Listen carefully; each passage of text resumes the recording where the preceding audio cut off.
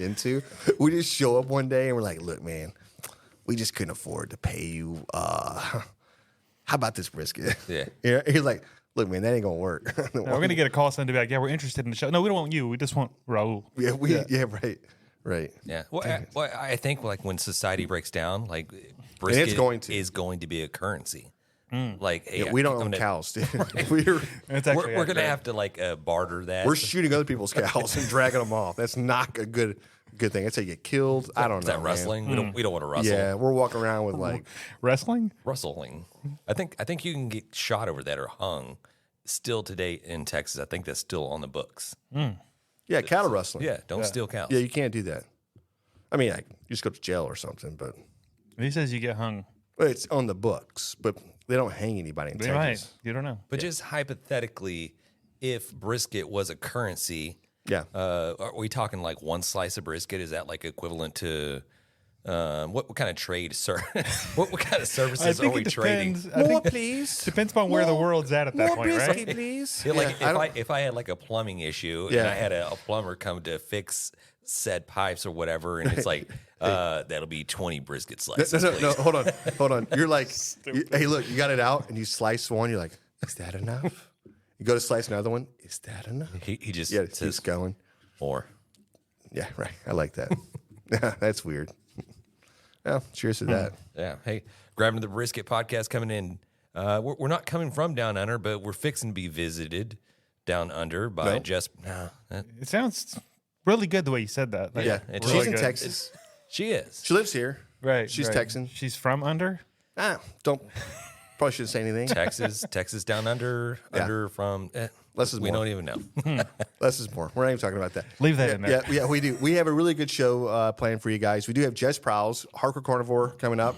And yeah, I cannot wait to get her on. This is her third appearance. It's a three-peat. Three-peat. And you look, that's when you know that you've hooked them, right? They're on the reel. They just keep coming back for more.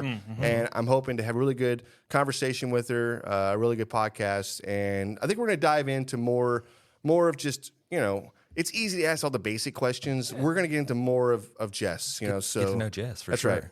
right. And then we've got a whole slew of stuff planned for this podcast. So yeah. That's true. Let's go. We were talking about brisket currency, but we did get a little brisket voicemail, some pictures and video or whatnot sent in. Maybe we can blast that out real quick. Let's do it. Yeah. Hey, good morning, guys. Perry Brooks.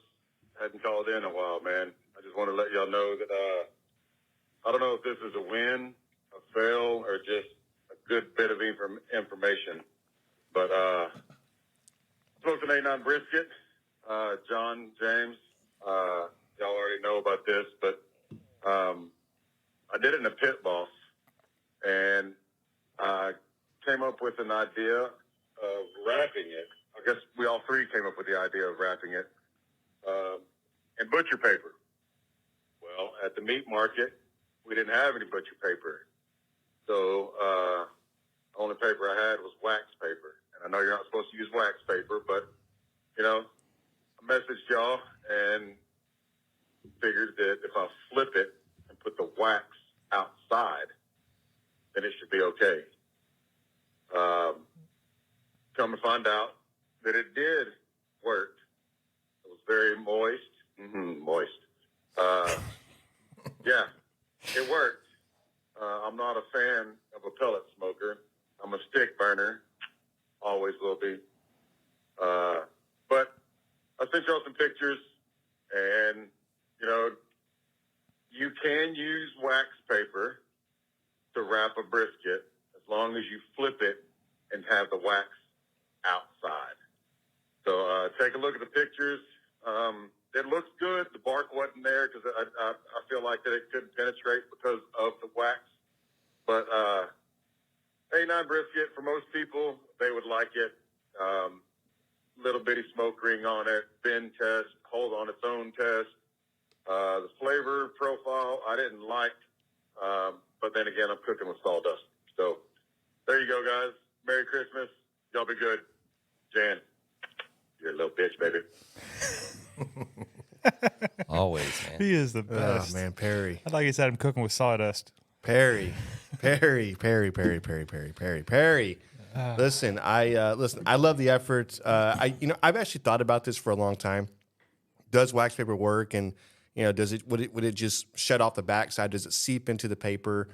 Does it do anything? Right? Does it hinder the bark being set up or anything else? And so I really appreciate him putting that video out there, because I think it all tells us, like, hey, you know what? If just try it out. Try it for yourself.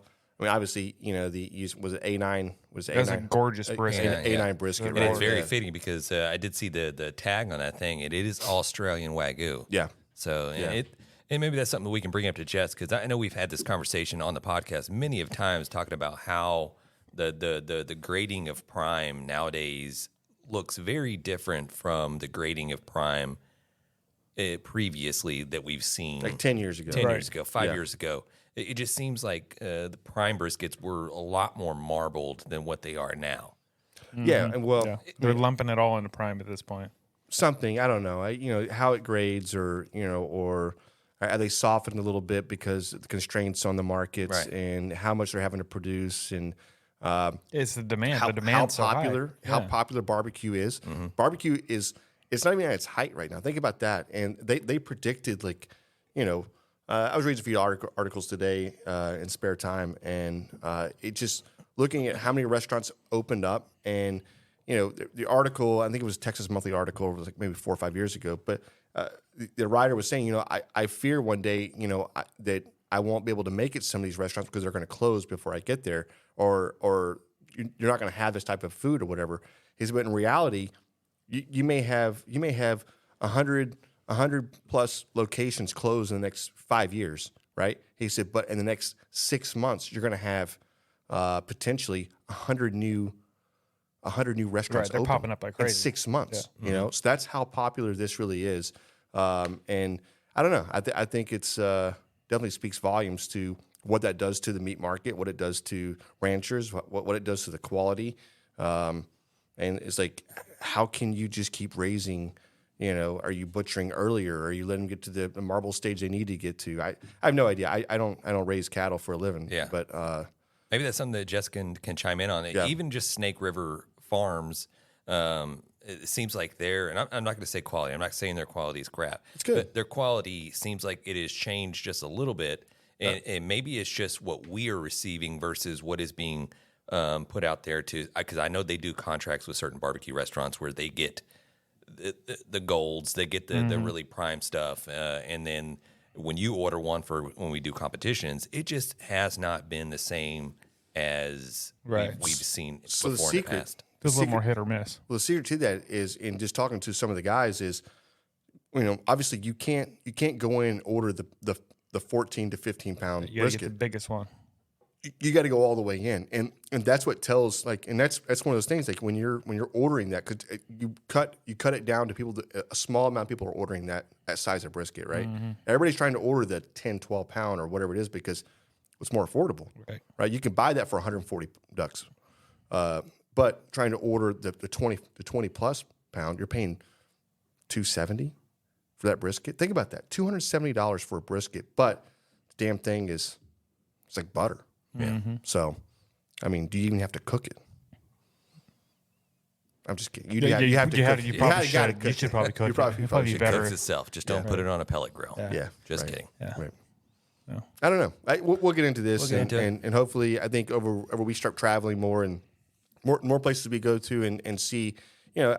Obviously, I think everybody's talking about this. Not just competitions are more popular than they ever have been. I mean, 20 years ago, you had bar cook-offs, and you had KCBS, and you had other sanctioned bodies, whatever else, IBCBA, but it wasn't like this. It's crazy. But it's fun, and I think that, like, it is a sport now, where 20 years ago, it never felt like a sport. It felt like, okay, you went down to your local hardware store and you got them to pitch in $100, and you got, the Safeway down the street to furnish some meat, and that's how it was back then. It's a business now, and it's business for teams, and you got teams raising big time money, right, to fund their cook-offs. And I don't know, man, it's barbecue, man. It's pretty freaking awesome. Yeah.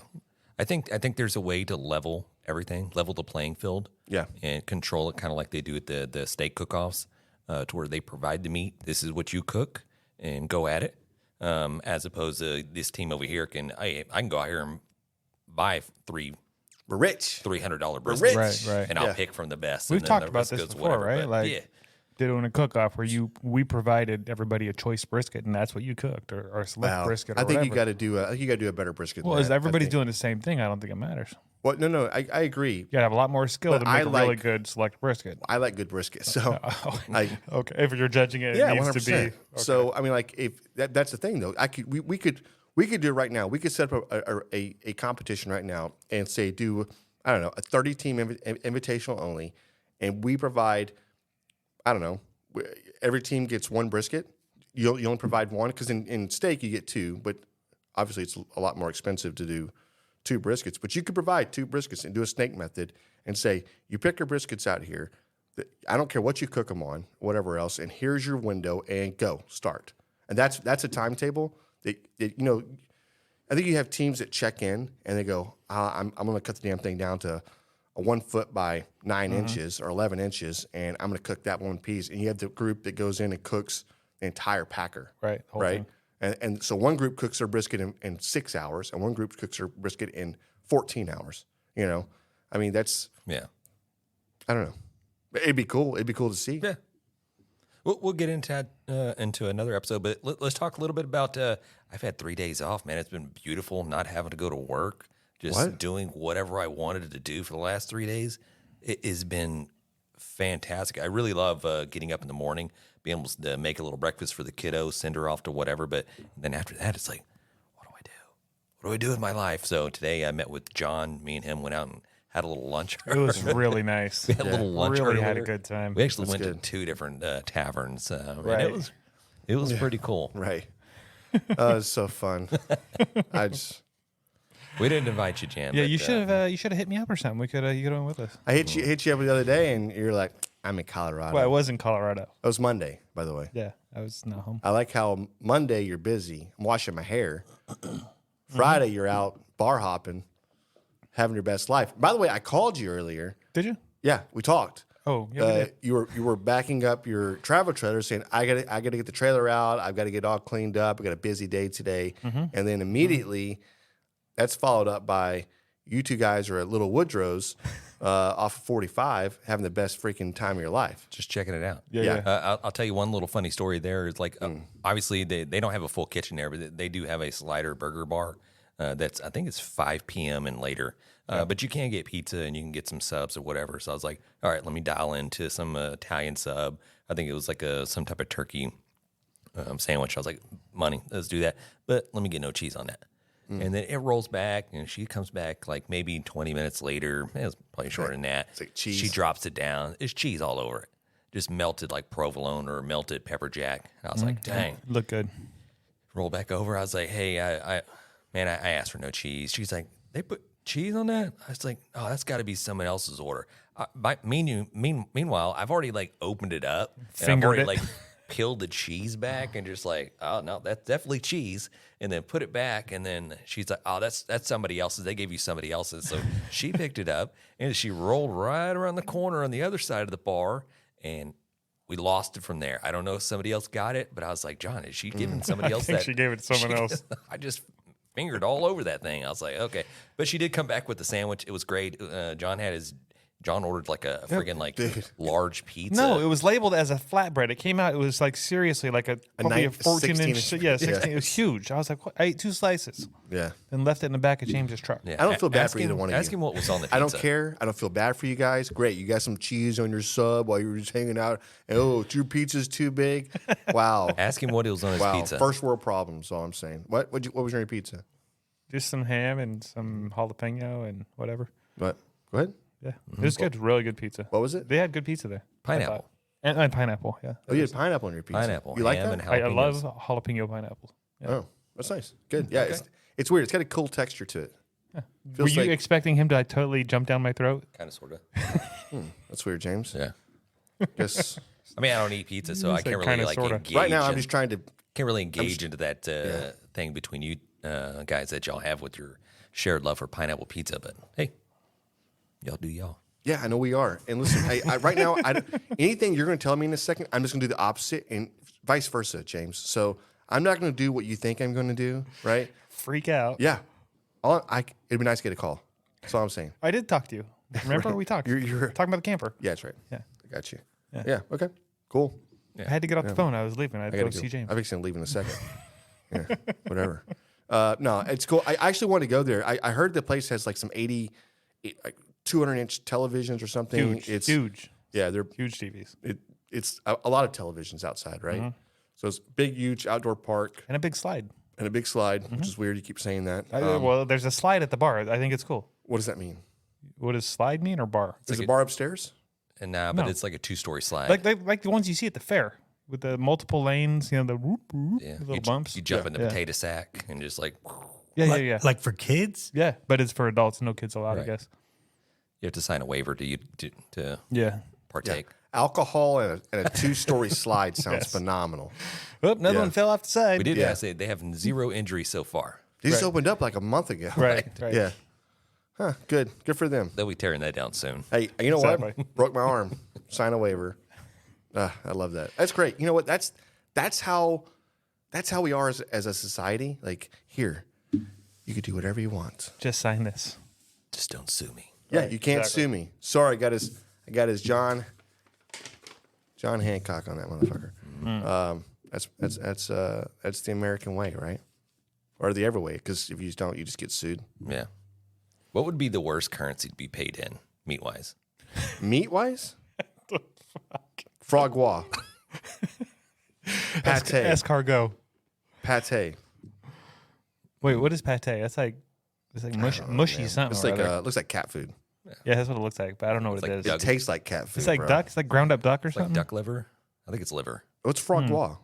Like that's duck liver too, but it's not ground or something. Who knows? Who knows? We're I not don't know. cultured enough. We don't know Right. We are very cultured. He meant out of the main 4 meats. Yeah, right. In that case, I'm going pulled pork. What's the worst currency of meat to be paid into? Like, are you starving? Because if you're starving, James, I'm telling you right now, you'll eat anything. But Okay, well, this is that turned. riveting. No answers there. All right, Yeah, we will okay. move along. Hey, let's moving. jump into the barbecue news. Ooh, hot off the grill, barbecue news. Oh, he's on it tonight. Roll. Yeah, brought to you by the Scoreboard. NBBQA and the Barbecue News magazine. The first one is I heard from Kel today, the Awards of Excellence. They had over 600 entries. This is the most they've ever had. And NBBQA has been around for a long time, so That's it. hopefully we got some stiff competition this year. I think we do. I hope Yeah, so. I think we do. hope so. And then the other thing we talked last week with old Greg Rimpey about Memphis in May and the new cook-off and all the drama going Yep. on over there. Yep, the whole Well, dynamic. they just announced, I don't know if it's, I think it might have been yesterday, that new cook-off, which still doesn't have a name, their festivals, the overall prize money for that cook-off, take a guess. $10,000. $250,000. What? Which one is? $250,000. Which one is this? This is the new one, The one that's competing against Memphis in May. Memphis in May. Is this the one that the Memphis May guys are trying to put on now, or is this the one that the city's putting on? The city. This is not Memphis in May. This is going to be the one that's competing with Memphis in May. How did we get into that one? Right? So the grand just champion, grand champion's purse. So if you grand champion this GC. thing, yep, $50,000. How do we get into that one? Right, I guess you sign up. I guess you just sign the hell up. Okay. I not that we could win it or anything like that. I'm pretty sure they said. Well, how did they say this? It was the largest pork barbecue competition purse ever, or something. Yeah. I don't know of any bigger ones anyway, but that's a lot of money. They're clearly like drawing a line in the sand here. Like, now we're going to compete. We want to take your competitors. Look, Memphis. and here's the May. deal. You set the bar. You set the bar at 250. It's going to be at 250, and it's every year it's going to jump up. Right. But do you guys Until think? nobody shows up. Do you think no one will show up? I think. Oh, I think dude. there's going to be some I people think that are I'll like. show up. I think there's going to be some big names surprise us and be like, yeah, no, I'm going to go ahead. You're gonna have and some backyard cookers show up. win. He spent $400 on a barbecue pit and pop-up? Yeah, and some freaking I don't know what's natural light or something and going to win that motherfucker and go like, you know what I mean? And he's going to have every sponsor, everything coming. You know what I mean? It's amazing. It's huge. It's beautiful. I love It's amazing. So do you think there'll be a couple big names that jump the? Yeah, I mean, Yeah, 100%. We saw, listened to the interview with Greg Rempe that he did with Malcolm Reed and Heath Riles, and that was one of the deals where he was like, "Are you going to go or stay or go whatever?" And one of the things like, well, how much money? I mean, if it's basically it was like, what's going to take you to go? And that was one of the things that like a huge. Purse. He said it would have to be huge. He said $2,000 and they cover your fees. He said, I'd pay you $2,000 not to go. So that's a lot of money. What's the purse on the other side? I don't know. It's not that much. I mean, like I'm not sure. 100,000. Again, I don't know. Do you know anything when it comes to the Houston Livestock Show and Rodeo? Their barbecue? What does the money look like there? James, you volunteer there. What do you know about that? I volunteer there. Hey, way to go! Fun fact: he'll tell you how much he volunteers. Yeah, there is actually, I don't think any money involved. I don't think you get. It's for kids. $dollar amount. Yeah, so I think you get the trophy, you get a belt buckle. Other than that, it's I don't think prestigious. It's all fundraiser, right? It's more prestigious to win that than anything. I don't think you win money. That's right. Yeah, it's not about, and I think that's what makes Houston so much different. I mean, I know there's other ones out there that know that, but everything goes back to scholarships for Houston, right? So even when you go and buy an animal or go and whatever, you're giving money back to a scholarship or City of Houston. Yeah. It's all for the kids. That's right. City of Houston. Yeah. I like to give back to my pockets a little bit. You're paying the Astrodome rent for another week or two. That's all I got for the Hot Off the Grill barbecue news. There it is. Oh yeah, that's awesome. Should we pay some bills and hear from Frank and some friends and Oddpods and all that kind of stuff real quick? Yes, I think we should. Smoking meats isn't just cooking, it's an art form. The aroma, those deep flavors, the patience, it's a whole experience. And behind every great artist, there's the right set of tools. If you're aiming to build your own barbecue pit or dreaming of a custom design tailored just for you, SmokerBuilder.com has your back. Led by Frank Cox, their expertise is unmatched. Offering blueprints, kits, and insights, they turn every barbecue dream into a flavorful reality. Imagine your backyard, the center of attention, and at the heart of it, a smoker that's uniquely yours. It's more than just equipment. It's about crafting those unforgettable moments. And with the guidance of Frank and his team, you're setting the stage for magic.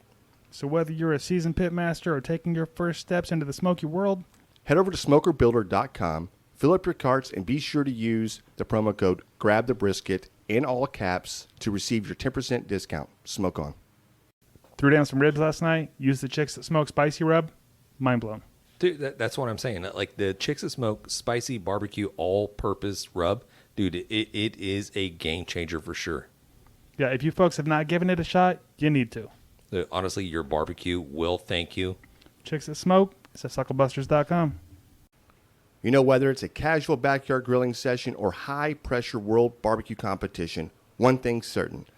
The drink by your side needs to be ice cold. Absolutely, and that's where Yeti coolers come in. Every time I'm grilling in my backyard, I trust Yeti to keep things cold. And in the midst of barbecue competitions, with all that heat and intensity, Yeti's a game changer, ensuring those drinks stay chilled. So whether you're perfecting the burger flip or aiming for barbecue gold, Yeti's got your back. Here's to cooler moments, no matter where you grill. Cheers. And now it's time for Frank Knows What's Wrong With It. As always, sending your questions to 434-829-2299 or shoot us an email at info@grabtheminthebrisket.com. Hey guys, Frank Cox here. I'm back with another question from you guys for Frank Knows What's Wrong With It. So today's question is from Will D, and his question is, what's the best way to clean out a drum smoker? Okay, that's a great question, Will, and I'll tell you exactly how to do it. First thing you ought to know if you've never cooked in a drum smoker is that all of the fat and everything renders and goes down to the bottom of the cooker. This can, if you inject heavily or use very fatty meat like pork butts that have a lot of fat marble in them, especially when they're injected, this can leave a good pile of grease in the bottom of that drum. Now, when you take your charcoal basket out, stuff like that, you really should clean this out every couple of cooks or every cook, right? Most of you don't do that, it's okay. So what you're going to do is you need some kind of a scraper first. I usually put this drum on, like if it's a really pretty paint job, we'll set it on some sawhorses or something with some cardboard down where I can reach in there without getting down on the ground. Take a putty knife of some kind and you're going to scrape the bottom of the barrel out. Then once you're done with that, you're going to take a power washer or just a water hose, whatever, and you're going to try to rinse all of that out. Now, I do not use any cleaners. I don't use any soap, just like we talked about with seasoning cast iron. You're not going to use any chemicals to clean this out. If you do, it's okay. You just got to make sure that you rinse it out very, very, very good and season it immediately, because that oily film is what's going to protect the inside of it from rusting. So anyway, once you get all that grease out of there, you're going to rinse it out, let it dry. I usually just let it sit upside down for a few hours in the sun, let it dry out. And then you're going to build a fire in it and re-season it with a light coating of some kind of PAM or something spray, some kind of spray oil. Now, there is a trick that I've not personally done, but I know a lot of my customers have done it and some of my friends have. There, you can get some kind of kitty litter, evidently, that is like non-odor, like it's a odor-free kitty litter of some kind. Basically, you're looking for just the rocks is what you're looking for that absorbs stuff. So you can line the bottom of your drum with that kitty litter and it will absorb most of that oil. Now, like I say, I've not personally done that. Don't just run out and go do it with regular kitty litter. Do some research, maybe ask some questions of people that have, but I do know a few people that do it regularly that way. And what happens is then that's easier just to vacuum that out. One other thing I should point out is if you get a Super 55 drum smoker and you use the baffle plate, when that fat and the juice and everything renders out and falls down on top of that baffle plate, it's got a lot of closed surface area on it. And that's a good thing, because when that fat renders out and hits that plate, it boils off and literally vaporizes and goes up and back into adding flavor to your meat. Now, that's not gonna like catch on fire or anything. It's not gonna leave a big mess in the bottom of your barrel either. So you're gonna be able to take advantage of that vaporized flavor, and it's gonna be easier to clean up. It actually, a lot of times I'll pull the baffle plate out and the charcoal basket out, and there won't be anything in the bottom of my drum. It'll just be clean, like I never even cooked in it. So that's something else to look at there. Anyway, send your questions in. Thanks a lot for that question, Will. And if you want to be like Will, get entered in the drawing for the end of the year giveaway thing, make sure you send in your questions. Grab them in the brisket, guys. See ya. Questions for Frank? If you guys have those, go ahead and send them in, 434-829-2299, or send us an email, info@grabtheminthebrisket.com. That's right. Yeah, I mean, He loves first of all, answering he does. He puts a lot of effort into this. It's not like he sits back and goes, "Oh, I'm going to give you this information," or whatever else. He lives and breathes this. He's and excited every time I send him. It is exciting, and he puts a lot of work into this, and I think it translates into the podcast. And to be honest, we're really fortunate to him doing this, whatever else. So again, smokerbuilder.com, go check him out. I'll say it one more time. I think it's a little fast. That was fast. But smokerbuilder.com. Check it out. You're not going to be disappointed. So, and if you want a discount on any of that stuff, there's a link down below. Just go click that. What's the promo code again? Grab the brisket, all caps. Grab the brisket, all caps, and or just click the link and you'll get the discount. You're going to get your discounts. Yeah, send your questions in, guys. What do we got here for the grabbing the brisket? Beer review. I didn't like that. I didn't like the whole again? intro. No, it is what it is. We'll try it on the way out. Can't do it. One shot. Okay, it's fine. Hey, what do we have here, James? So we have the funnel cake ale from Community. It says Community Beer Company, so I imagine it's like Community Brewery. They're out of Dallas, Texas. There's cheers, folks. It's just giving all the vibes of just being at a carnival. We were just talking about the Houston Livestock Show and Rodeo. I guess any type of carnival you go to, the funnel cake is a must-have, right? I mean, you got to try the funnel cake and the turkey legs, right? So I saw this. I was like, hey, let's go ahead and get it a shot. Ooh. This thing has no smell at all, by the way. Yeah, so I smell nothing. gave it a little just a whiff a second ago, but okay, let's go in this real quick. The funnel cake ale brings a mind of days of Ferris wheels, rides, cotton candy, covered fingers, and ring toss games. I don't know if that's true or not. but the 4.8 alcohol, blah, blah, blah, blah. The 4.8 AVB is a little, maybe what I need right now. But right. It's run of the mill. It's a It's little, average. it's average, right? I don't know. And then also the 10.5, was that OGs? What does that say?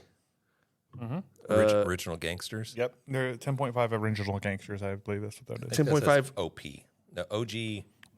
I'm not Okay. really sure Yep. what that is. I have And then no idea. it's 15 IBUs. I And feel like they just add shit on these It is. cans just to make us guess. It's but a the- 7.5 elemental P. Ocean Pacifics. yeah, but the IBUs are 15, which we know what that is. That's the bitterness, right? So that's on the low scale, right? It's not going to be a bitter beer. Right. No, So- it's a sweet beer. Sweet. To me, this tastes like a cream soda. Yeah, it smells good. Doesn't smell like anything.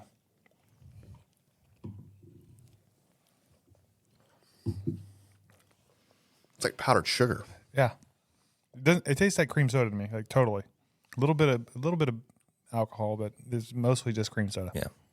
Very vanilla-y. I could, like Heavy on a vanilla powdered sugar, Yep. right? Not a fan of this. No, it's got a weird aftertaste. Right? Right? Not I your keep best saying pick, that. James. Yeah, I don't know. I think first of all, I think we're being a little too judgy. That's what we're supposed to do. Right? It does say cheers, folks. Cheers, folks. Folks. So look, let's just give this another second chance.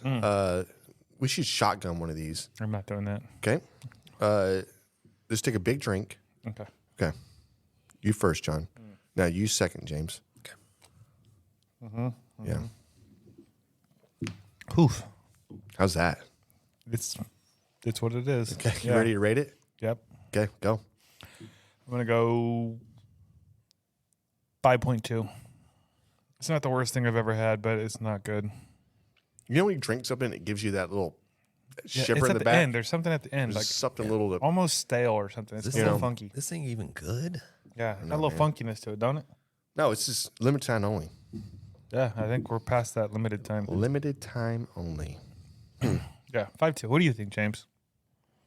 You love it? No, I don't.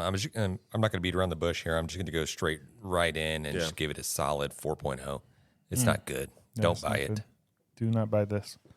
Are they in Texas? Did we say they were in Texas? They're in Dallas. Dallas. Well, barely Texas. I think you're wrong. About what? I don't think it's a 4.0, and I don't think it's a 5.2. I think it's a higher score than that. I think you're doing it a little bit injustice. It's not good. Yeah, it's not your traditional beer, right? And I think it's what you're trying to. Yeah, it's a vanilla, sugary without the sweetness, but it lends a little bit of sweetness there. It's not a hard beer to drink. You could easily pound this beer, easily, no problem. Right? No, it tastes like a cream soda that they make with Sweet and Low. It's not good. No, I don't know what a cream soda tastes like. I don't. No, well then, what do you think it tastes like? I'm sorry. It tastes like a vanilla powdered sugar beer, Okay. right? A funnel cake, right? So what is your score? Let's hear it, Jan. Come on, Jonathan. Jonathan. I want to drink real quick. Take your time. Okay. It's a 6.0. It's a 6.0 beer. You're not that far off from me. Well, you're 5.2. Yeah, I I'm know it. 6.0. This beer means if I see this beer in the fridge, definitely drinking it. That's Definitely That's what that drinking means. I'm gonna 100%. Put you to it because there's going to be 3 in the Yeah. fridge. Perfect. Definitely. Kill him. Okay. I will kill these beers. When he asks for another beer in a minute, you give him another one of these. Yes. You're welcome. If I say it now or say it later. Cheers, folks. All right. Yeah. Hey, well, that brings up or ends the Conclusion of the grabbing the brisket. beer you. There it is. That's better. Yeah, I think we nailed that. we did know that one. And look, I'm not trying to hate on the beer or love the beer. I think it is a 6.0. I thought we were done with the beer review. I just wanted to reiterate the fact that I'm not trying to outscore you guys or anything else. I just think that Out beer reviewing us? how drinkable it It's not a is, competition. or just how drinkable it is. This is a very drinkable beer. There's not an off-putting taste to this. And you scoring at 4.0 actually sounds like it was off-putting to you. Like It you was. just- Yeah, Yeah. It was off-putting. If you were going to buy this beer, how many slices of brisket would you pay?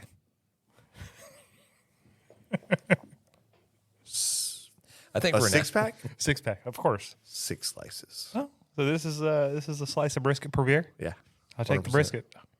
I'll take the 100%. brisket every day. I mean, can you make a taco out of one slice of brisket? Of course you can. Okay.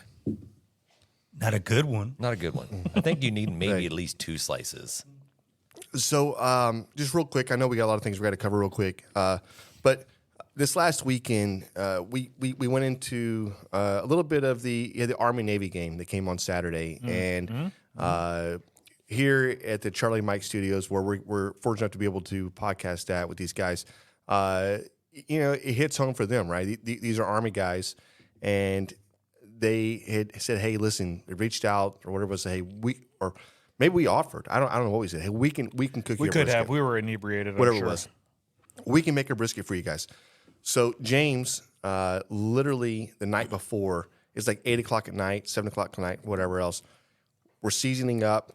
We throw on the pit, and maybe maybe around 8 o'clock or so. This thing cooks all night long. James is tending this fire all night long. Next morning, What a man. Next morning, he's up. He's wrapped. He's got everything together. We've Cambroed. We go and we hang out with the guys, and we watch part of the game with them. And then, And you brought the brisket. and brought the brisket. James also made some homemade pickled red onions, some homemade Pickled jalapenos. Pickled jalapenos. Nice. Some warmed up sauces, which definitely hit. And then, the guys made sliders. And there were lots of vets came in and just trying to watch the game, right? Army won. So let's just say that. Yeah. Hey, was the brisket any good, Ro? Man, I'm going to be honest with you. It was absolutely delicious. I didn't let nobody take no to-go plates. Yeah. Damn. That's the dead honest truth, bro. As soon as I saw they were done eating, I wrapped it up and I put it in my fucking car. There it is. You're like, no, it's all gone. It's all gone. Time to go. Hey, you think I Time get another? to go. No, it's all gone. Time to go. No, it's cool, man. We're glad you enjoyed it. It's always you get a little nervous, right, when you're cooking for somebody and you want somebody to like it, right? That's the end thing. And so it's that, obviously, we're a little bit of, what do you call it, like food whores? Because like we want to hear like, oh, was it good? Tell us how it was, right? Yeah. But at the same time, Every time somebody takes a bite, you're like, right, did you like it? mouth. You're in their mouth. You're like, Explain that to me. But at the same time, you're just like, dude, like, do people eat it, right? Is it? And obviously, we know it's good. It's a good brisket, but how is it received, right? And it's subjective because it takes that, somebody like, this is okay or this is that, and maybe it is just okay, but dude, it was getting eaten up, and that made my heart full a little bit, right? And I was like, dude, great job for you, James, because it is hard work. Yeah, we're proud of you. Doing that, and just so glad we're able to hook you guys up. Yeah, So, glad we could do that for you, Ro. yeah, 100%. Nah, James, we absolutely, we really appreciated it, man. We, man, it hit home. thank you, brother. And hey, the best part of the game, I don't know if it was the brisket or that the Army won. No, it was Army 1, man. Yeah, Come on. yeah, It was sorry. Army 1. Yeah. Yeah, 100%. Because those Navy guys, man, they were like, Bro, I talked a lot of shit. yeah, right. Like the whole week prior, it was crazy. Yeah, I saw a lot of posts. So Will, I don't know, Will was a little fiery when he walked in, right? He got a little fiery really quick, and he's just chilling, and I could see the game started off, and it was really high tempo for Army, and it just seemed like very dominant. You know what I mean? Navy was not moving the ball, Army was moving the ball, and you're like, oh, well, this is not going to be good, and a lot of the guys, you can see the Navy guys in the very beginning just kind of like chirping, and then they kind of quieted down. They're like not saying anything. But I saw this thing, and it was like they asked a bunch of, I don't know, maybe it was Army guys, and it was like, hey, would you rather lose all your games all year long? Would you rather go 11-1 or 1-11 or 11-1? 11-1. And beat Navy or not. Yeah, Right. and beat Navy. And they were like, beat Navy. That's all we care about. I was like, let's go, man. Hey, that's all that matters. That's the one game that we look forward to, and it's always a blast, man. We always try to get the guys together, show a little camaraderie, and share love. We talk a lot of shit, but it's all love. That's it. That's awesome. I get the burps. This thing gave me the burps, man. Did y'all hear that? No. That was so crazy. Yeah. That's a sign that it's a 4.0 beer. Right. Hey, no, dude, it's a 6.0, man. Anyways, whatever. Okay. All right. Do we want to go into I know we got a barbecue fail. Do we have time to jump into that before we get into the interview with Jess Pryles? We got time. Yeah. 100%. We had one emailed in from our buddy Christian. Christian, our old neighbor. That's right. Hargrove. Yeah. He's up in they've moved and I'm not gonna tell you what city they live in or their address. Yeah, their address is 229. Yeah.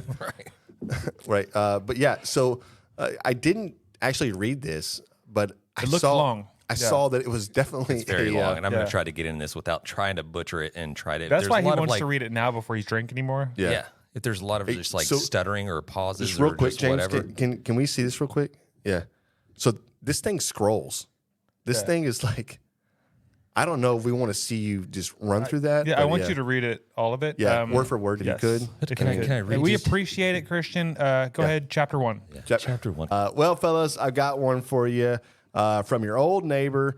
About a month and a half ago, I was at HEB and I found a good deal on a small pre-trim brisket and decided that's what I was going to make this week so I could eat on it for a couple of days. I planned to make it that Tuesday morning when I woke up. Okay, Christian, this is such a long. You can't Let send. me read it. Give You it can't. to me. Hold on. You can't send. You cannot send an entire notebook It's of, fine. or We journal can't tell people not to send. or journal. Listen, this is this is 1,000 words. Essentially, what he had planned, he picked up this small brisket, and his wife was like, "Okay, hey, why don't you do that for the people?" And he was like, "Well, it's not going to be big enough. I need a bigger brisket." But he decided, "Okay, yes, I will go ahead and go with this brisket." So he ended up picking up I think he got a free smoker that ran off wood chips. They got electric smoker. Correct. So he starts at 10 a.m. Starts the brisket at 10 a.m. thinking everybody will be there at 7 p.m. So a small brisket should definitely be done in 8 hours. Let's see. So he put the brisket in, started it, made some homemade potato salad, jalapeno poppers, 2 different types of beans, one plain, one other with onions and jalapenos. Grabbed some sausage, chicken quarters. This dude's grilling up, man. He is grilling everything. He's got it down. Yeah. He's got the plan going. He also got some coleslaw from HEB, which, by the way, I've not had that. I think it's probably pretty good. Everything else is. So he's cooking it. He's spraying it. Brisket's about 145 degrees. It's now about 2 in the afternoon. He's like, got plenty of time. 145. You've got 5 more hours. You're good. You got 5 more hours of cooking time. We're still on Why schedule. are you it's even a 5 to 6 pound brisket? Yeah, You're good. right. Done. Kept checking it. Temperature seems to be climbing. He wraps at 165. Let's see here. Kept it gathering. Day. Let's see here. It goes, but it kept getting later in the day. About 4, it was only about 152 degrees. I hit the stall. Yeah. So it hit the stall. But he's already wrapped. So it should have pushed, right? So made judgment call. Oh, it just wrapped. Hoping it would help cook. It does. At 6 p.m., he checks it. It's 158 degrees. So this is becoming like Something's wrong with that smoker. the night was sultry. Chicken was looking beautiful, and the jalapeno poppers were on their way to being done. The sauce was perfect, which is, by the way, barbecue win. Way to go, Christian. He put the brisket in the oven at 375 at 6, hoping just to get it cooked around 7:30 so they could at least eat it. I keep saying, it's weird. At this point, everyone's hungry, including myself. Everybody's waiting for the brisket to come out, right? That's nightmare fuel. Dude. Everybody just has their forks and their knives We just have- sitting at the table, Eat the just poppers. waiting. Get full on that food first. Yeah, right. So what happened? So, okay, he pulls it out of the oven. It got too late, right? He pulls it out of the oven. The brisket's only at 180 degrees. Oh, he didn't cut it up. Tell me he didn't cut it up. Right. Because I just knew what was coming, and hopefully it had a good flavor. Everyone was saying how good everything looked, and started to pile things up on their plates. I let everyone go first. When they sit down at the table, I asked if anyone needed a knife to cut their brisket. I had already sliced it into strips for them. They all said yes. You need a chainsaw. He goes, they all said yes, and I just felt like the biggest failure. Oh, God dang, dude. Christian. A brisket, what good barbecue is judged on the brisket is supposed to be a star of the show, no matter what else I cooked. It was just a disappointment. The flavor wasn't bad at all, but come on. Needing a knife to cut it, that's just not right.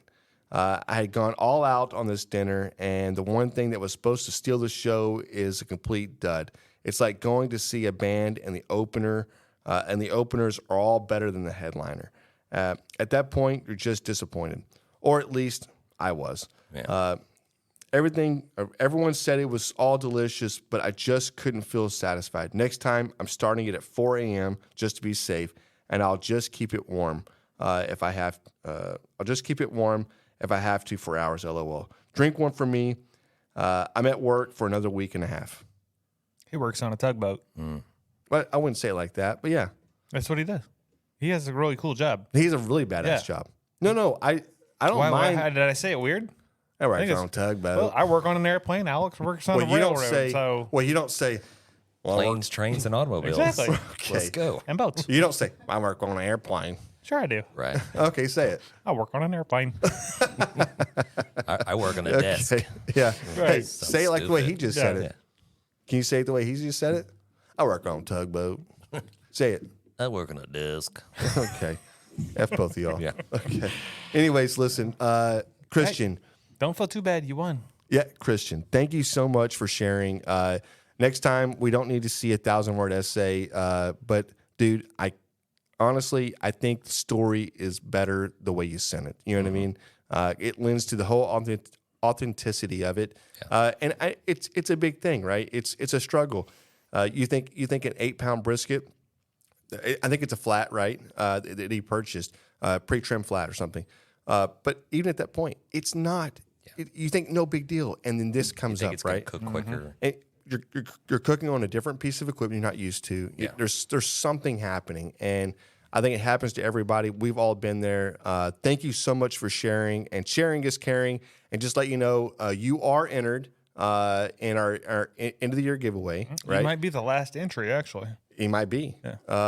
Yeah, that's awesome. So, also for sharing, you automatically are enrolled, and you do get your choice of some seasonings, right?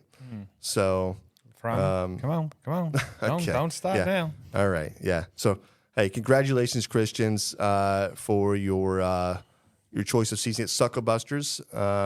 How does this go again, John? Come on, man. Sing the How's jingle. Sucklebuster. Do the jingle. Sucklebuster. Everybody wants some SUCKLEBUSTERS. Come on, man. Hey, pick out a good seasoning. Let us know what you think. Appreciate you sharing. So, We get to do this on a Friday night, but it is super cool when we get joined by someone as awesome as Jess Pryles from Hardcore Carnivore.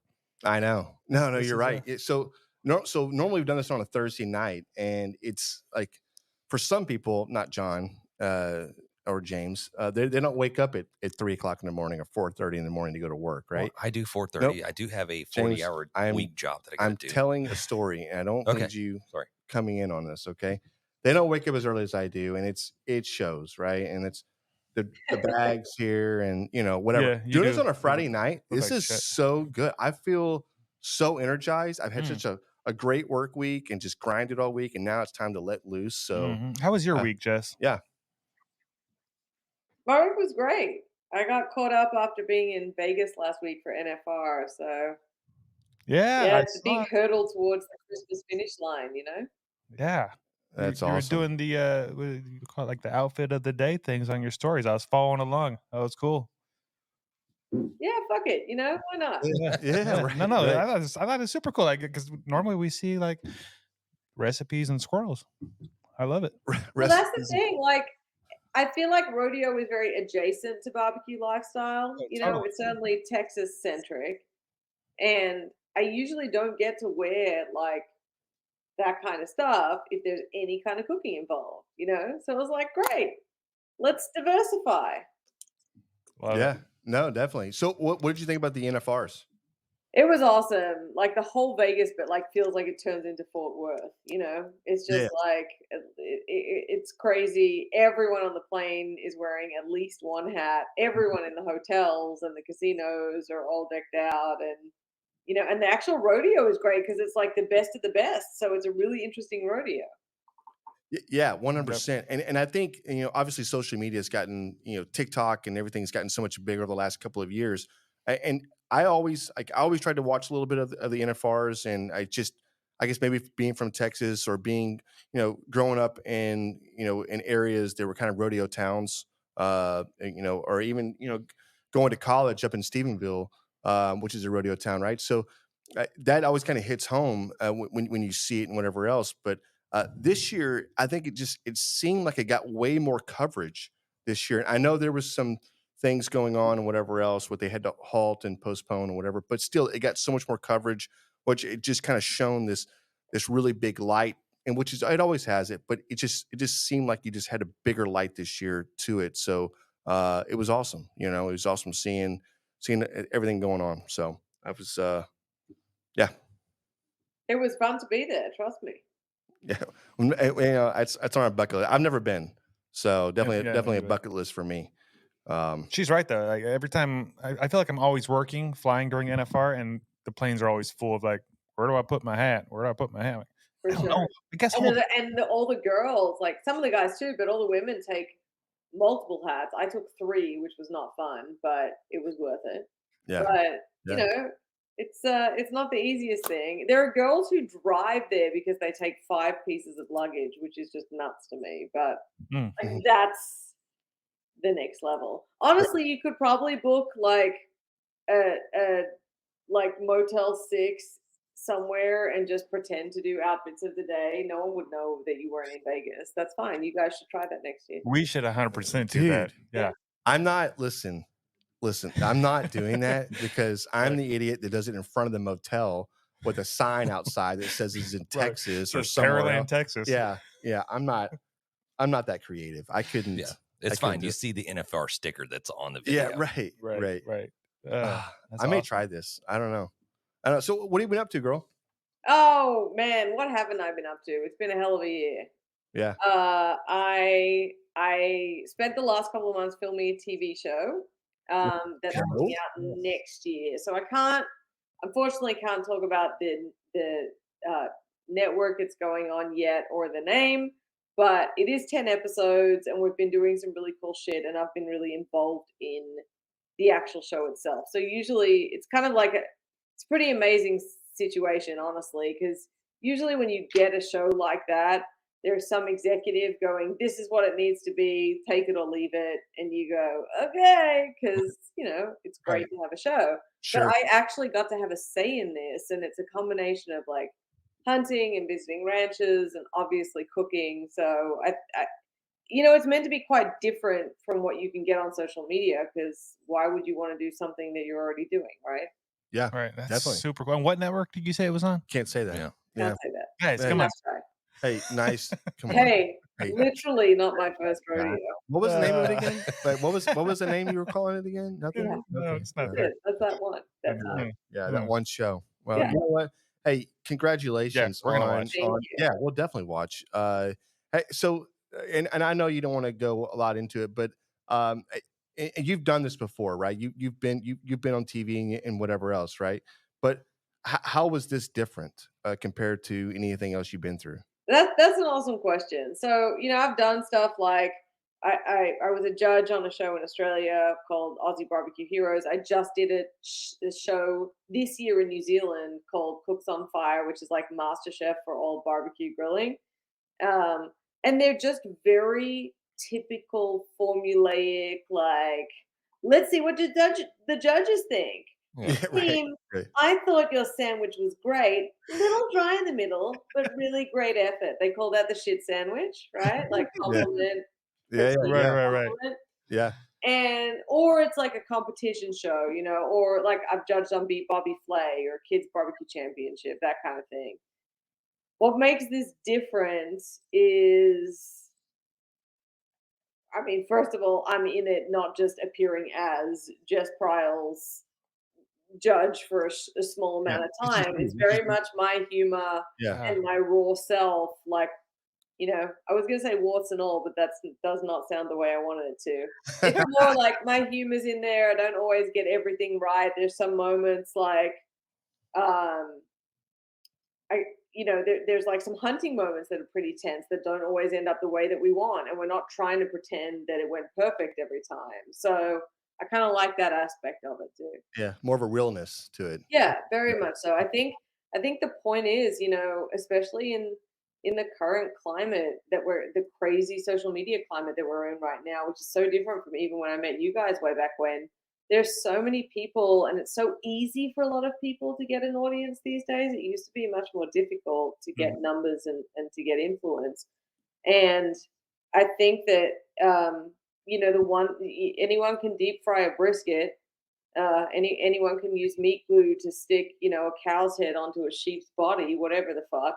But no one can be me. No one can be y'all. So you got to lean into that. Yeah. Yeah. No, definitely. Somebody write that down. Cow's head on a sheep's body. We got to do that. Yeah, right. Yeah, right. So the one I saw the other day was they soak their brisket in buttermilk for 24 hours. Then they do a salt brine on it for another 24 hours. Then they wash it. Then they season it and then they cook it. And they go, this prime brisket was so juicy and so whatever. And I go, great, you cooked a prime brisket and it was really good. Okay, I don't know what to say. I don't know how to really respond to that. I just go, okay, you know what I mean? It's just gotten so bizarre. Yeah, and it's fun to do fun creative things, and it's fun to like push the envelope a little bit and whatever. But at the end of the day, you're just like you're just cooking you're cooking a brisket. Like I don't know why you're going to be so extra with this damn thing. And I don't know, it's like cooking some Wagyu brisket and saying It's the clickbait. buttermilk. Yeah. The buttermilk I can definitely tell the buttermilk helped this Wagyu brisket out. And yeah, it was $250, but you know what I mean? I just don't. I'm there with you. Like there's a big difference between what chefs come up with and what meat scientists come up with, and both are really useful in their own kind of way. Like there are things that, like, meat scientists, for example, are responsible for chicken nuggets, which we all love, but I wouldn't exactly call them haute cuisine, right? But they found a way to turn a byproduct into a rather delicious treat. I might have actually eaten some nuggets at about 1:00 in the morning on Fremont Street last week. Love it. However, sweet and sour sauce. But chefs will try things for the love of cooking, and cooks will try things for the love of cooking, just to push the envelope and get curious about flavors and get curious about techniques. And sometimes they don't all match with each other because you can't always run a scientific experiment on or get data on something that's that unique or that niche, because like even dry aging, there's so little literature, and now there's starting to be a little bit more, but there's so little literature because it's such a niche thing to do that has so many variables. It's actually hard to get really hard data out of it, and it doesn't apply to the majority of people who are eating beef, so it's also hard to get funding on that. Right. No, definitely. I don't know. I just feel like, well, I feel like if you have a camera, and that, I think that's the beauty of social media a little bit, because anybody can do it. You don't have to have a million followers, right? You could have something that just goes viral and it just hits and whatever. If that's what you're trying to do. It's good and it's bad. I think the problem is that you do see it and everybody is their own expert. And when it does go viral, people think that, like, okay, well, this is the Bible. This is the truth. I'm going to go ahead and I'm going to cook these white ribs. I'm going to boil my ribs first. But you see all those people that do that, like that shock and awe. And they become so famous. I say so famous. Clickbait. They do it, yeah. They do it on purpose. And there's also I feel like TikTok is the ultimate drug dealer, because they let everyone get the taste for free. Like, you don't have to be anyone to get a video go viral, but then you spend the entire time chasing the dragon, right? To the point where you see these like kind of ludicrous videos or people burning out because they're like, well, I've got to do more. And they're posting like at least once a day. Then they get to 2 times a day. And then you see not only in the food space, you just see this cycle of creators where they have these breakdowns because they're chasing these numbers that they once got served to, that it's not always easy to get back to. I mean, and just candidly, for me, the most difficult part is, I've been, and I know y'all knew me before TikTok, right? So the most difficult thing for me is I've been doing this for well over a decade. And now on TikTok, because I don't get that stupid blue mark, people will think that I'm like a woman who decided yesterday to start a meat account. Right. No. So, and then you look like an asshole if you try and insist on your expertise, right? Right. Well, oh yeah, she's trying too hard, right? Right. No, I'm not, motherfucker. Yeah. So look, yeah, you're exactly right. I just saw, and I don't know what's going on, and maybe I'm not hip to this, and me using that word tells me I'm not hip to this. I'll tell you that. But I saw there was this lady who was acting like a robot, and she just kept repeating the same word over and over again. First of all, it's a the AI. Well, not the AI. It's an avatar. What do they call them? With your like the games. Yes, it's characters? a non-player character NPC. Yes. Act like an NPC. I don't know what the F that is. Yeah, non-playable character. Yeah, it's the weirdest freaking thing to me. And then so weird. She wasn't like. Obviously, she's smart or something. She's making money from it. I bet. I don't know. I don't know what. Dude, I've seen her like. I've never watched her live or anything like that, but I've seen her come across lives now like so many times, and she's always live. I'm like, dude, what are you really doing with your life? What is really going on? If that's she's responding to every time somebody gives her a gift, sends her, which is basically a little bit of money. Every time she responds to it in a different way, depending upon what the gift is, basically. But it's the same way. So imagine that she's got like 10 buttons in front of her, and each button is a catchphrase, nearly like, you used to push the back of your Barbie or your He-Man, and it would be like, death to the infidels or whatever. Or I did it that. So she just got these one things that she says, and depending on what you give her, she'll just say that one line, but she'll look like a robot doing it. And that's the whole shtick. That's I what think it you looks just nailed like. it. You just did it really good. Again. Yeah, that's good. Perfect. Holy shit. Let's go. Should we get Jan or John, like, just get up there and say it's like sausage and just keep going like brisket? No. Yeah. No, I'm not. There's no way. That'll never happen. Hey, let's do it. No, I'm not doing it. Yeah. I'm good. I'm very secure. I don't need to do that. Yeah, clearly. We're fine. Right. Nothing to see here. No sideshows. And nothing wrong for doing that. I'm just saying. Really? Well, I'm not going to judge you for doing whatever you want to do in life. I'm not here to judge you. I am. A little bit, right? A little bit I am too. I just think it's weird. That's some dumb shit. It sounds a little judgy. I think it's weird. I think you have probably something better you could do with your life than being an NPO or NPC player thing. And maybe you don't. I don't know. Whatever. Maybe it pays really well. Like if you had only feed account, it pays well, evidently. Only feet? Is that what they call it? I've never heard of an only feed account. You know the feet people take feet stuff? I don't know. I don't know. Whatever. Tell us more about that. I don't want to. Let's talk about that. Listen, I don't want to. Okay. We'll move on. I don't want to talk about that either. It's whatever. So, yeah. Okay. So we actually have some rapid fire questions for you, and yeah, I know this is not. Listen, these rapid guys fire-ish. These guys are so vanilla. I want you to know, like most of these are from Jan. So no, I've already sworn like 9 times on here, so you're gonna have to come at me harder, bro. That's what I'm saying. Listen, and I tried to explain this to them. They're like, oh, what's all right? You go first. What's Jan. your favorite? Fire one in there. He tried to explain it to me. What's your favorite? I was like, but I've listened to Jess on multiple different podcasts and some kind of Australian podcasts, and she goes hardcore on that thing, and I'm like, hardcore. I see what you did there. Yeah. And I'm like, so, and one of the things I wanted to get down, I wanted to talk about was just some of the language, the. You want to talk about cunt? Yes, it's a great word. The vernacular, the put down. It's a great word. I'll just do it for you. I'll just thrown out there. Yeah. First of all, I think Americans do not use that word enough. I think everybody shies from it. Like if you in this a European word or whatever else. It's used in everyday vernacular. It should be used every day here. I'm just saying. Yeah. I mean, look, it's definitely not used in the upper crust. Yeah. You know, like you still have to pick your moments and figure out where you're at and who you're talking to, and like it's not dropped in Parliament, for example. Like you know what I'm saying? right.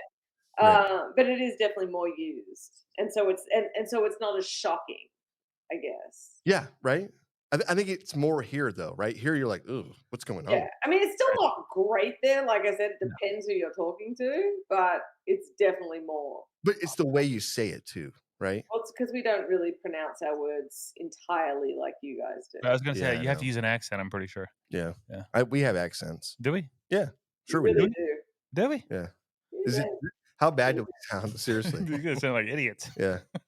Hey, fourth grade level or fifth or what do you think? I'm gonna go. Okay. All right. So rapid fire. One question I have: red or white wine? What do you got? Red. That's what I'm your talking about. non-vanilla question. Red or white wine? That's what you got?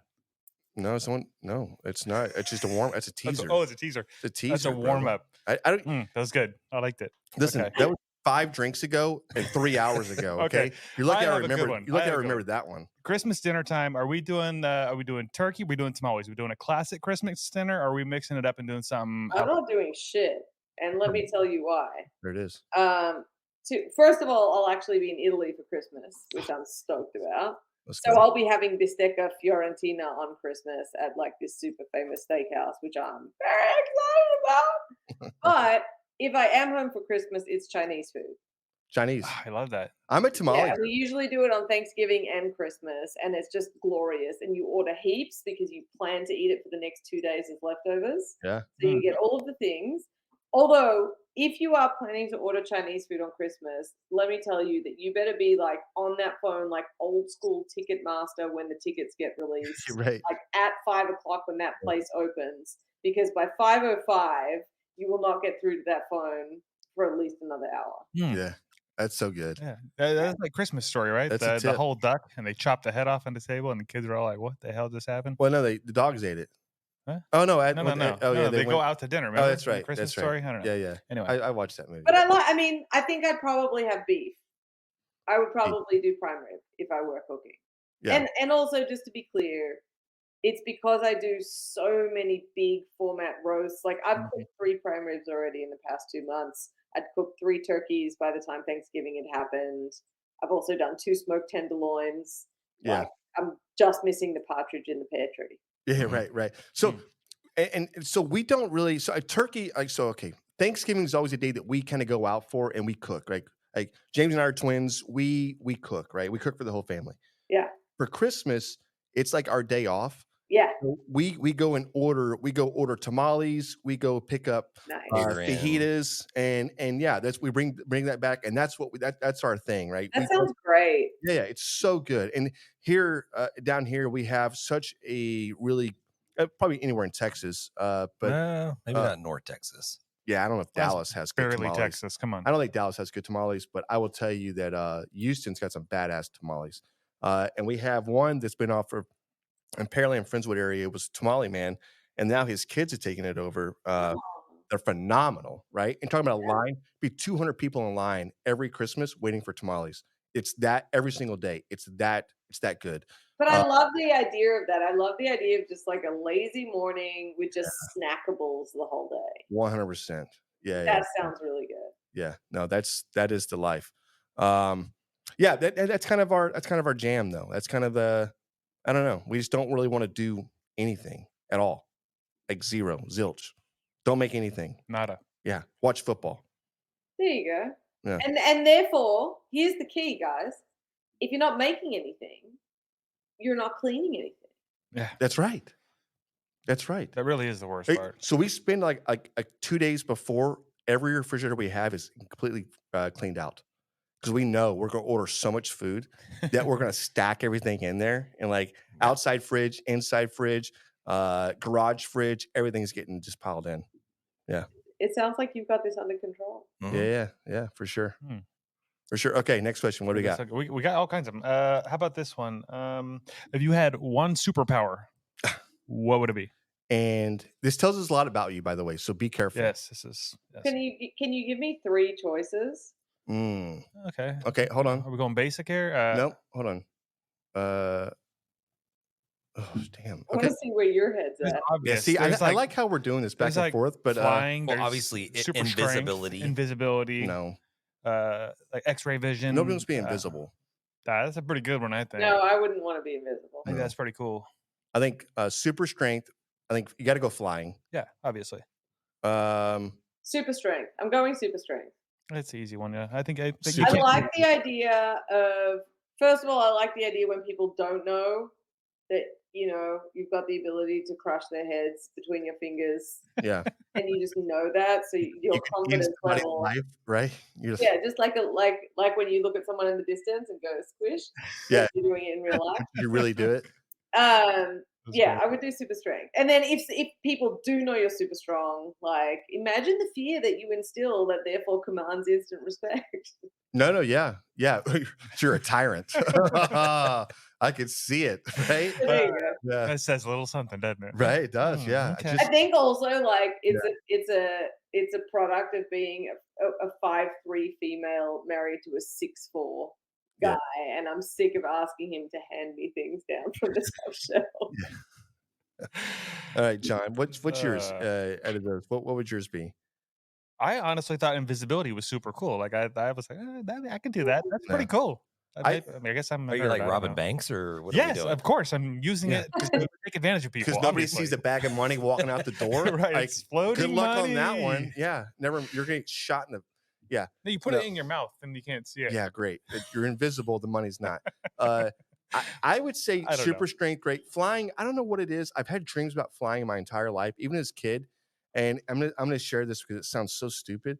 But I had this reoccurring dream where even now that when I fly, I doggy paddle like I'm in water, but that's how I fly. It's the most stupidest You're thing. right. That does sound It stupid. sounds horrible, right? Awesome. Yeah, right. But like if I want to fly up, I go like, you know what I mean? And then I'm like, but here's the deal. It looks dumb, but yet I'm the only one flying. So I'm like, yeah, laugh all you want. You can't fly, motherfuckers.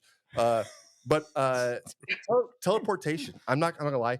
If I could teleport anywhere, that would be it. Oh, that'd be a good one. Yeah. That's You could rob banks with that too. That's my one. Yeah. I would teleport. Yeah. That's great. Yeah. All right.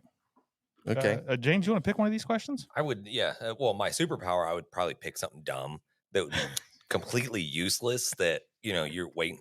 Anyways, yes. Let's go on a different one. Wolverine. Right. Let's see here. Two more. Imagine if you're Wolverine with like plastic forks that came out. Right. Yes. Cling. You're like, Yeah. oh, okay, great. What's Yeah. up? See, what you guys need to ask is what's the shittiest superpower? Right. Yeah. right. Okay. Yeah.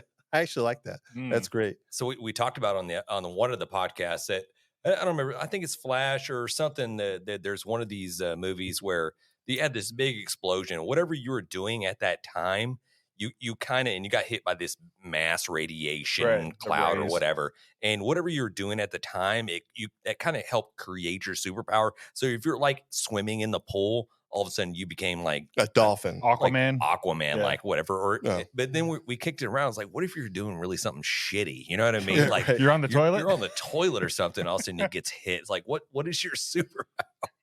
Like, no.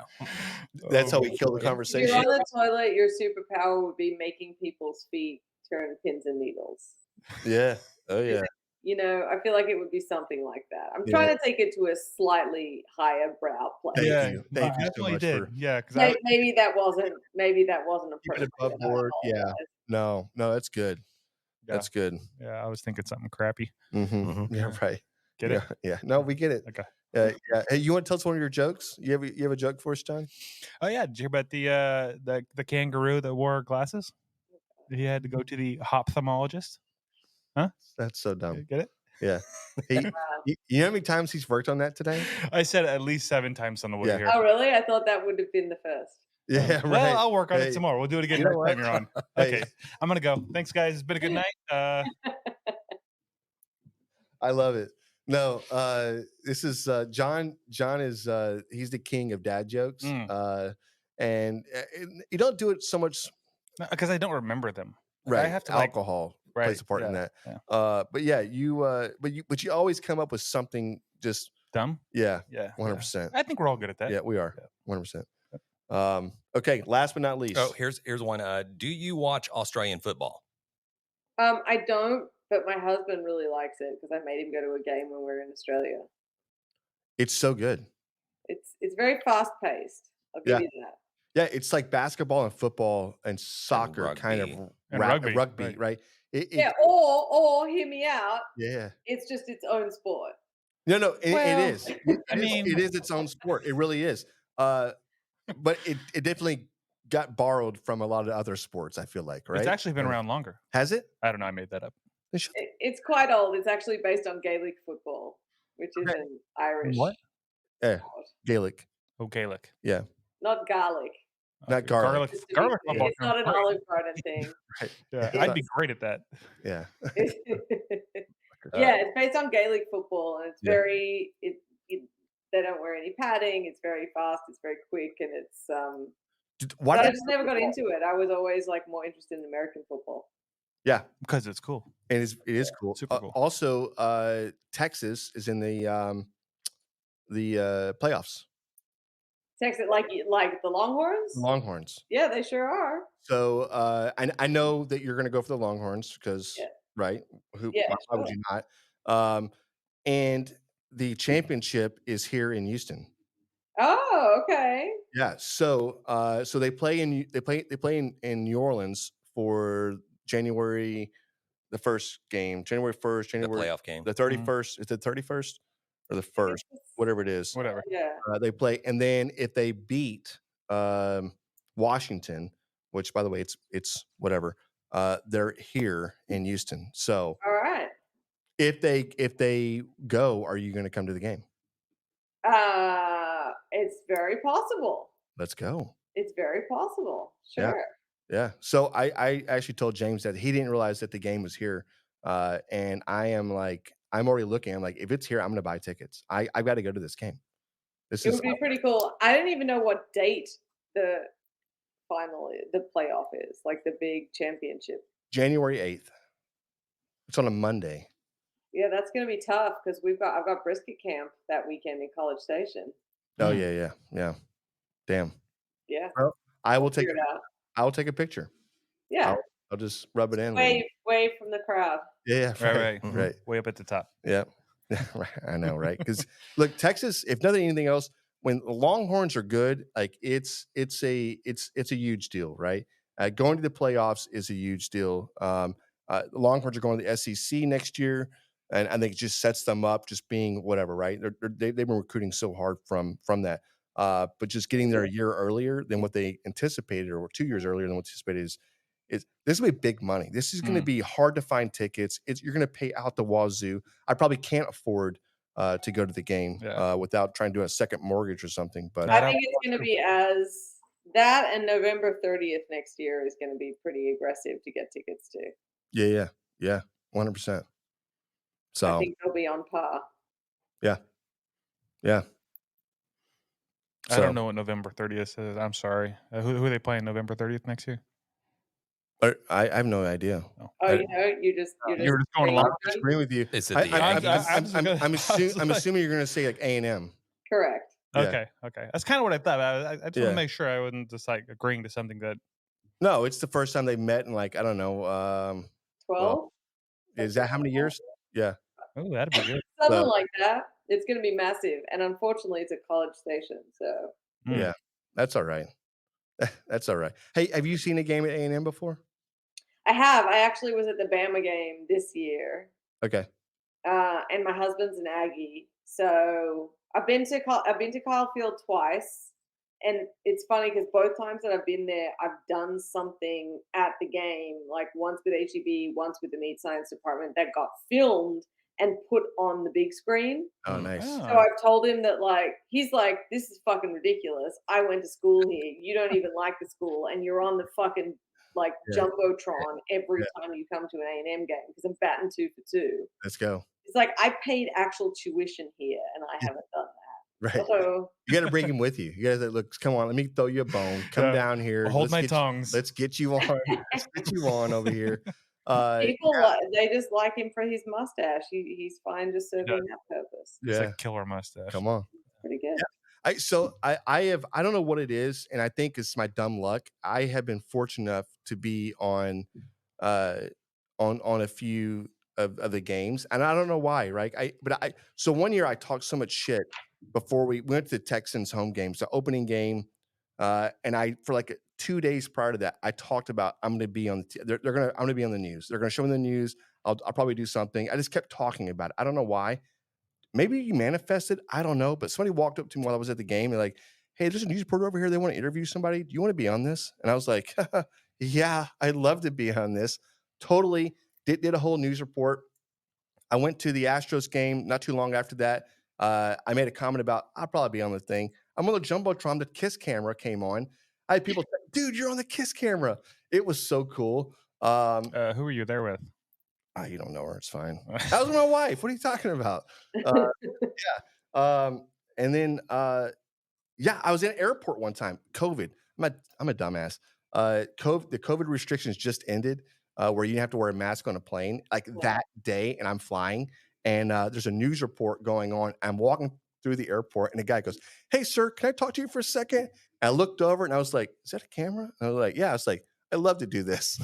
I said first of all, and they made me sound, which by the way, they didn't make you. That's loosely said, but I sounded like such a biggest idiot on there because I had said a lot, but all they took from it was, when you're on the plane, you want to eat, you just can't. It's hard to eat when you know what I mean? I was like, Jesus freaking, that's not what I said. You know what I mean? But so my kids, right? We went to Nashville for my daughter's birthday. She's 21 or 22 now. But yeah, she played that she found the clip and she played it over and over again. Yeah. I love it. Yeah. I was like, great. I'm done. You know what? I'm done with that. Can't do it. So that's awesome. Yeah. I just saw that this is a totally different subject here. Yep. Just released a chili, what do you call it?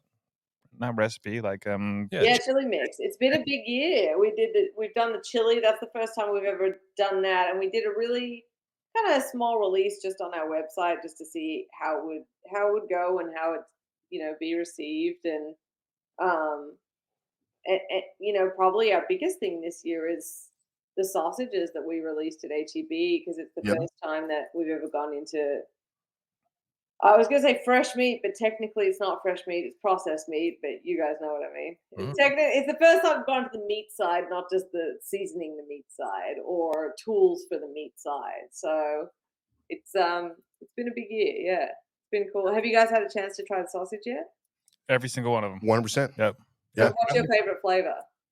I like I don't remember the names. The jalapeno with the cheese and it was like a Fiesta or something. Tex-Mex. Yeah. I think those two are probably my favorite. I like anything with cheese in it. Fiesta probably would have been a great name. I'm writing that down on the notepad. Yeah. If you put my name down below somewhere, would be great. Sure. Yeah. It's credit or whatnot. John's Fiesta. Yeah. No.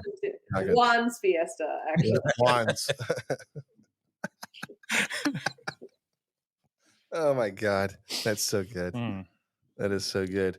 Yeah. So we've definitely had it. What was that creation like? I mean, you're just like, hey, I'm gonna get. Did somebody approach you with this, or you like, you know what, I'm gonna partner with somebody and we're gonna. Yeah, it was a whole lot of stars aligned. Like I had met, you make contacts and you meet people along the way, and I'd met the folks up at Standard Meat in Fort Worth. It's actually the Rosenthal family. If you've ever been to the campus at A&M, the meat school is called the Rosenthal Meat Center. So it's the family that sort of donated money for that. And yeah, I'd met with them, and because they also have a woman who's a co-president, and women in meat like to hang out and meet with each other because we're few and far between. And I knew that they had this whole plant that just produced smoked sausage, and started doing more work with HEB, and the opportunity sort of presented itself, and we started doing the R&D, and I knew I didn't want the flavors to necessarily be. Tex-Mex is based on our seasoning, but for the others, I didn't want to be like, here's our black sausage, here's our sausage that tastes like our red seasoning, blah blah blah. So had to have a jalapeno cheddar, but I was like, do you remember? Have you guys seen the movie Casino? Mm-hmm. Do you remember that scene where Ace is like opening a blueberry muffin? And he's like, "What the fuck is this? There's not enough spread of blueberries. I need like every piece needs to have some blueberry in it." And the guy's looking at him like, "You want us to make sure that there's a blueberry evenly distributed in the 4,000 muffins that we make here every day," kind of thing. Yeah. But anyway, I say all that to say, I hate when you get any kind of cheese sausage where you cut into it. If there is not a visible block of cheese at your cut, I'm furious. So I kept making them put more and more cheese into it. So it's very cheesy cheddar jalapeno.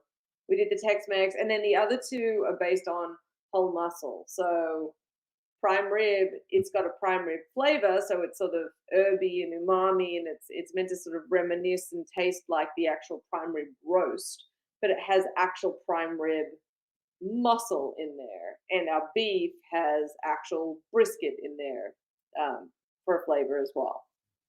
Yeah. Yep. No, definitely. And then so you go through this, you have this created, you go through R&D or however this is, and then you just go through marketing, right? And you go through, you try to market this, or was this, or do you already know this was going to be able to roll out or roll through HEB? Yeah. Yeah, we worked with HEB to get their commitment, which is why it sort of got undertaken in the first place. I think it would have been a really difficult project to take a gamble on in such a new area, and it's a whole new world. There's very different limitations and requirements, and I've never had to work directly with USDA. USDA have to approve all the labels because you have to be compliant, and then there's like leaker allowances and refrigerated trucking, and none of that happens in seasoning and barbecue tools. So yeah, we had an agreement with them where they were always going to give it a shot, and in fact, it's been out for more than 6 months. They're doing really, really well, and we're about to rotate through some flavors as well. So we'll always have probably 3 in the core lineup, and I'm currently working on a couple of new flavors to roll out through the year. Anything that you can mention? I'm working on something with a little more heat because there are folks that really do like a spicy sausage, but like I can tell you my perspective, I would like a spicy sausage with no cheese. Okay. I just can't tolerate it. I'm sorry, guys. You're intolerable. Why are you apologizing? Yeah. I will say HEB brand do have a jalapeno only sausage that doesn't have cheddar in it, if that helps anything, until I can get you our version. Okay. Yeah. I love that sausage. Yeah. Very cool. I've had it. Yeah. Okay. It's weird. It's really weird how you said it. Yeah. I love that sausage. Say it again. I love that sausage. Okay. Jesus. He just keeps doing it. Oh man. That's great. So listen, I'm sure you've traveled. I mean, I'm a world traveler myself. I've been to plenty of states. Ohio. I went to Louisiana one time. Wow. Oklahoma. Very. I dipped my toes in Oklahoma. I was like, I don't know if this is for me. I came right back to Texas. Fair enough. Yeah.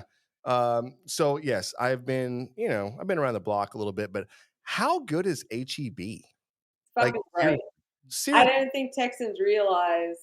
Do you want to know when I realized how good HEB was? I mean, obviously I grew up in Australia. We had entirely different grocery stores there. And then you come to HEB, you're like, wow. But initially I was like, wow, America, 300 million people. Look at all the stuff in the grocery store. So big, so plentiful, all of the things. And then when I started really touring around doing classes in different states, that was the eye opener for me about how shit grocery stores in other states are. Yeah. Because I remember I did a class in Little Rock with PK, and I'm like, well, it's the fucking capital of Arkansas, And I'm like, oh, just get me like a top blade roast and a something, and like it's not super easy to find, but just ask the butcher for this, and this, or the meat department, and they'll be able to get it for you, even if they have to order it in. And I get this email back that's like, they said that they can get ground beef, filet, ribeye, and sirloin. That's it. That's it. That's it. That's it. That's all you could get. And so many places it's like that. We did Memphis in May, and we were doing. I was cooking at the Kingsford tent, and I had this great plan to do, multiple things for their team, and we shopped at the local grocery stores again, and it was like a depressing experience. Like the quality of the produce, the quality of the meat. Like we are so lucky here as Texans, the quality that we can get and the range, the variety, and even within a lot of HEBs have dry aging chambers now. It's crazy. Yeah. They're very spoiled if we didn't already know it. 100%. And I think that's like, HEB's been here for a long time in Texas, and they've always been, I guess, they've always been working on their brand with, there was a time where a Randall's or I think HEBs were kind of in smaller markets for a long time. Come out of San Antonio or that area. I'm not, but I just felt like it was just like, but there was a moment when I was a young adult and we had HEB in town and we had like a Kroger's and something else. And I would go to Kroger's and it just seemed to be, I don't know, Crappy? like a depressing store. You know what I mean? And HEB kind of seemed to have whatever. But man, the last probably 10, 15 years, their brand has changed completely. And if you look at maybe a little bit longer than that, but they have dumped so much money into locally sourcing, bringing things in from, they don't want to travel too far out because it's not going to be, the quality's not going to be there. And I know they source from all over the world and whatever else, but at the same time, I mean, holy shit. They also give a lot of small Texan businesses a go. They have that competition every year. They run the Quest for Texas Best, where I mean, you're talking about guys that and girls that like maybe have attended a farmer's market and have never thought about scaling, and they will help them if the product is good. And I think that's the difference. Like, how many places have you been where the own brand is as good as, if not better than, That's it. The name brand stuff. Yeah, no, the Mi Tienda, that slaps. right? Yeah, The Mi Tienda tortillas are. I know. Dennis Butters, right? Our War Pig. Yep. He won that competition, and his sauces are on the shelf, right? So War Pig or whatever else. That's how he got into HEBs. That's how he got into whatever. They offered that competition out every single year. I mean, that's awesome. It's kind of cool, I don't know. Like we're trying to come up with something. I think we have a few ideas of, I don't know. I think James is doing pickles. Is that what you're doing, James? Yeah, pickles. Yeah. Okay, all right. Throw it out there. I actually used to, and so and these guys give me a hard time because I always drop. Like I used to volunteer for the Houston Livestock Show on radio. Dude, you don't have to. Everybody drink a beer. Bring it up. Everybody drink a beer for that one. Yeah. Hey. But I used to work for HEB. I worked for HEB for like a little small spell. I did not know that. Yeah, in college. So Okay.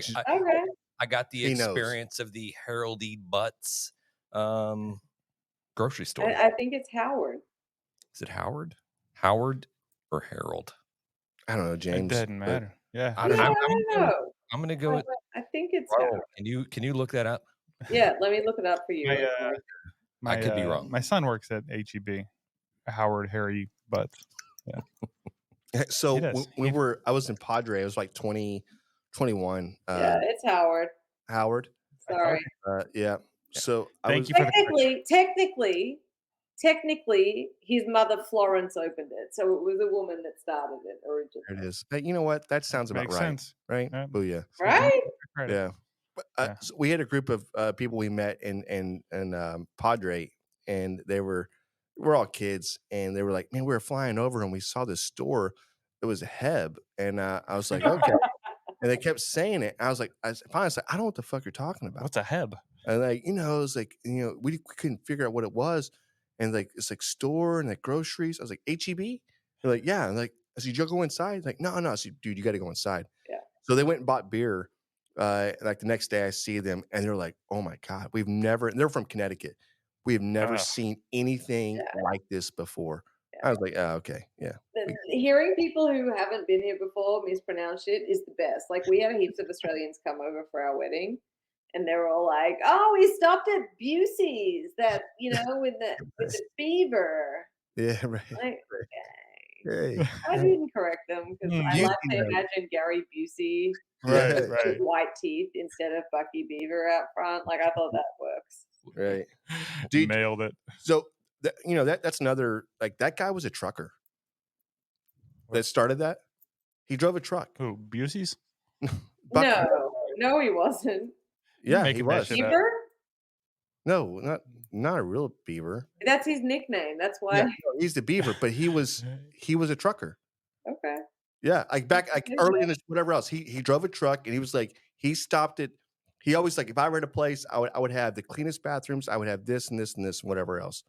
Like, Yeah, and then he made a rest stop where trucks aren't allowed. yeah, right. Yeah, hey, whatever. You gotta do what you gotta do. The dude built it. Got to keep them bathrooms clean for some, you know. Yeah, right. Yeah. The dude built a gas station that has like 40 freaking pumps on it. I mean, you know what I mean?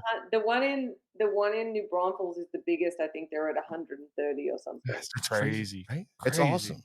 That's awesome. It's like Field of Dreams. If you build it, they will come. Yeah. And like it's a whole empire. And on top of that, I do think, and not that it's a bad thing or whatever else, but they protect their brand so strong that if you come in with anything, I don't care if it's like anything that's similar to what that they're trying to do, they will take you to court. They'll squash your ass because like you're not going to copy them. You're not going to cheat the system. Come up with your own thing and do your own thing. Great, but you're not going to take from what they're doing or whatever else.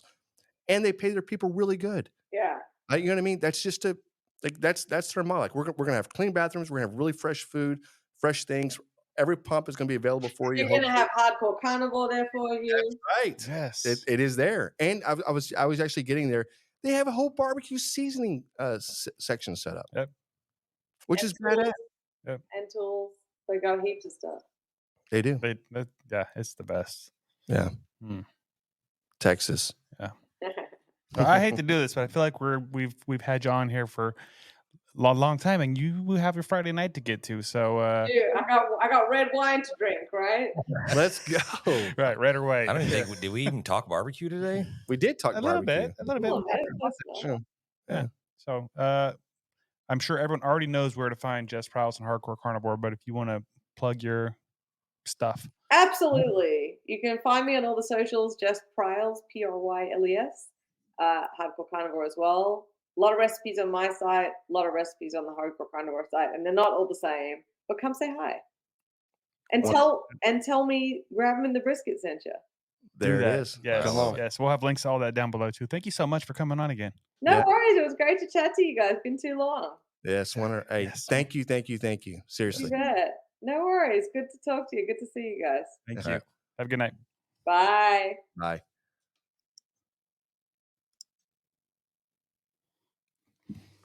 There it is. Yep. Pretty much just, I mean, I think she should be a recurring guest. Yeah. We'll have her She's on next amazing. week. She's amazing. Okay. Stick tuned next week. Jess Pryles. Jess part Pryles 4, coming up. And then the week after that. Part A, part B, Right. part C. We have a whole segment, whole series coming up. So, yeah. I mean, I can't wait to try that Juan sausage or whatever she called it. John's. Yo, but she said Juan. Oh, that's right. Yeah. Fiesta. It's Juan's Fiesta. Right. It's gonna be good. I'm telling you right now. Can you? How cool would that be if well, she's not going to call it Juan's Fiesta. I think she will. She might. She already said it, so it's recorded. We Right. recorded that, right? We did, and we Copyrighted. have her on. Yeah, so it has to be. No, hey, having her on. Super awesome interview. First of all, she's great to have on, and yeah, maybe. Well, I don't want to say I don't want to jinx anything, but I do think that where she's definitely going to come back, and I think we could probably get maybe I don't know like every 3 months or once a month or I don't know. We'll see. We'll see. Yeah, we'll see. We're not guaranteeing. You're counting some chickens before. I am. Yeah. I am. I like where your head's at, though. I know. I do like that. Yep.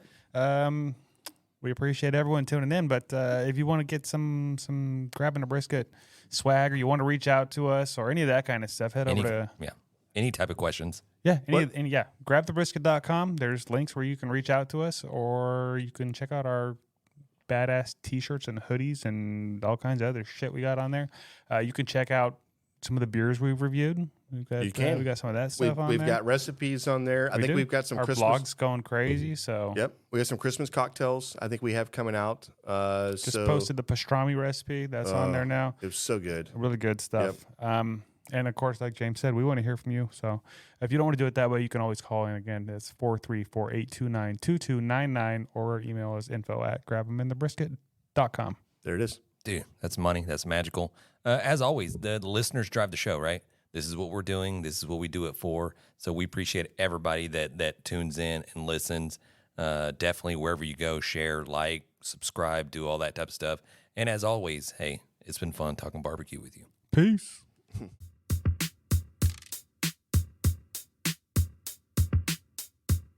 As we close out, big thanks to SmokerBuilder.com and the NBBQA for their unwavering support. Absolutely. And cheers to Barbecue News Magazine, SUCKLEBUSTERS, and Dow Strong Knives for their contributions. And you know Yeti always has our back, and Coolie Nation ensures our drinks stay perfectly cold.